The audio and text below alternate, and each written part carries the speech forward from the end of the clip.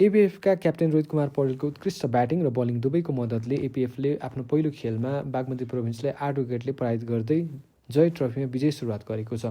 यसअघि बागमती प्रोभिन्सले पहिलो इनिङ्समा 207 रन बनाएको थियो भने एपिएफ क्लबले पहिलो इनिङ्समा 239 रन बनाएको थियो, जसमा क्याप्टेन रोहित कुमार पौडेलको 87 रन महत्त्वपूर्ण थियो। त्यस्तै गरी बागमती प्रोभिन्सका लागि असुतोष गिरैया 35 रन, त्यस्तै गरी ईशान पाण्डे 84 रन र विवेक मगरको 42 रन बनाउन बाहेक अरू कुनै पनि ब्याट्सम्यानले राम्रो रन बनाउन सकेन। त्यस्तै गरी एपिएफका लागि रोहित कुमार पौडेल 87, त्यस्तै गरी दोस्रो इनिङ्समा उनको 56 रन र अन्य खेलाडी सन्दीप जोरा 61 रन, आसिफ शेख 59 रनको मद्दतले यो खेलमा एपिएफले